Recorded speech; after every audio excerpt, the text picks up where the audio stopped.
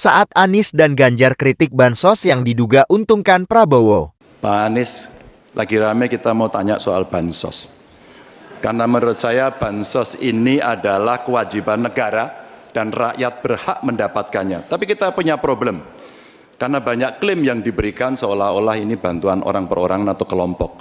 Padahal kita masih punya. Ada data yang tidak valid, ada cara penyampaian yang tidak benar, ada protes yang kemudian tidak terverifikasi atau terrespon dengan baik.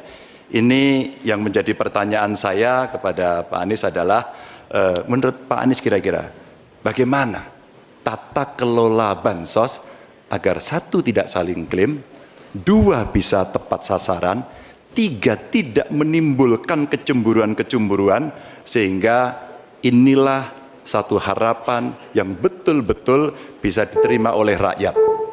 Silakan. Masih ada waktu Bapak? Cukup. Kami persilakan calon presiden nomor urut 1, Bapak Anies Baswedan, menjawab pertanyaan yang disampaikan oleh calon presiden nomor urut 3, Bapak Ganjar Pranowo. Waktu Bapak Anies 2 menit dimulai saat Bapak berbicara. Ya, terima kasih Pak Ganjar. Pertama, kita harus menyadari bahwa yang disebut sebagai bansos adalah bantuan untuk si penerima, bukan bantuan untuk si pemberi.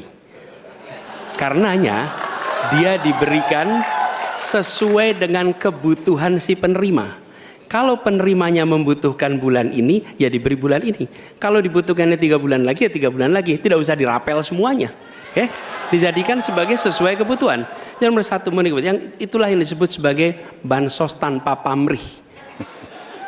Kemudian yang kedua, pemberian bansos ini harus tepat sasaran.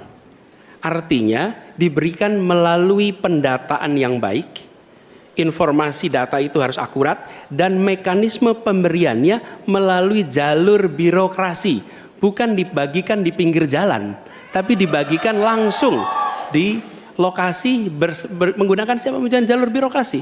Kemudian yang ketiga, yang tidak kalah penting, ketika kita berbicara tentang bansos ini, harus bansos itu bisa dipastikan mereka yang miskin, prasejahtera itu termasuk di dalamnya. Jangan sampai mereka terlewatkan. Karena itu kami menyusun ini sebagai bagian dari perubahan adalah bansos plus. Angkanya ditingkatkan, yang belum masuk masih miskin dimasukkan dan diberikan bekal pelatihan, pendampingan supaya mereka pelan-pelan bisa mandiri dan hidup lebih sejahtera.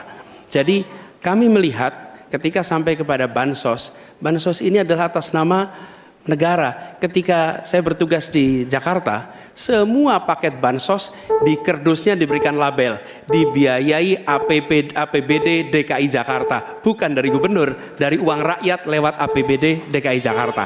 Jelas posisinya. Selanjutnya kami mohon kepada calon presiden nomor 3, Bapak Ganjar Pranowo, menanggapi jawaban calon presiden nomor 1, Bapak Anies Baswedan. Waktu Bapak 1 menit dimulai saat Bapak berbicara. Terima kasih. Ya, kali ini pasti setuju dong. Karena proses logic thinkingnya adalah datanya diperbaiki. Ini yang pernah kita lakukan, dan ketika kawan-kawan Kades sudah bersusah payah diberikan ke atas, balik lagi pada data yang sama. Seolah-olah kita abai pada soal data ini, sehingga betul-betul bansos yang diberikan yang rencananya tadi menurunkan kemiskinan, mengurangi gap, menurunkan kemiskinan oke ternyata, tapi gap tidak.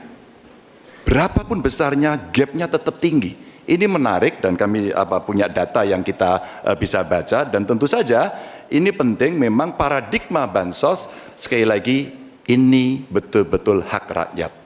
Tugas negara dan pemerintah adalah memastikan itu, bahwa ini adalah tepat sasaran dan tepat waktu. Tadi yang disampaikan betul. Dan kami berusul bantuannya ganti aja deh bantuan kesra, karena tugas negara itu menciptakan keadilan sosial, bukan menciptakan bantuan sosial. Waktunya habis Bapak.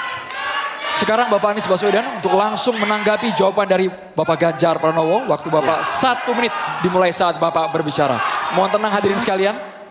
Ya, terima kasih Pak Ganjar. Dan yang dibutuhkan juga Pak Ganjar, kita harus mulai memikirkan opsi bahwa bantuan itu bisa berbentuk cash transfer, mengurangi potensi korupsi dalam pengadaan barang. Karena kita tahu pengadaan bantuan sosial itu pada satu sisi memang membantu, sisi lain ini memberikan usaha pada justru usaha-usaha raksasa, karena yang diisikan di situ adalah produk-produk dari perusahaan-perusahaan raksasa. Dan ini yang menurut saya harus koreksi. Bila bantuan itu diberikan langsung dalam bentuk cash, ini salah satu yang perlu kita pertimbangkan. Mereka langsung gunakan sesuai dengan kebutuhannya. Lalu yang soal data. Data ini sesungguhnya bisa dikerjakan bersama-sama. Kami pernah lakukan di situ, pasti sama nih Pak Jar, berikan kepada RT, RW, mereka musyawarah mencocokkan siapa dalam daftar itu yang benar, siapa dalam daftar itu yang keliru. PKK, LMK, kemudian Karang Taruna, RT, RW, mereka bisa membantu. Datanya akurat, dananya dipakai sesuai kebutuhan. Terima kasih.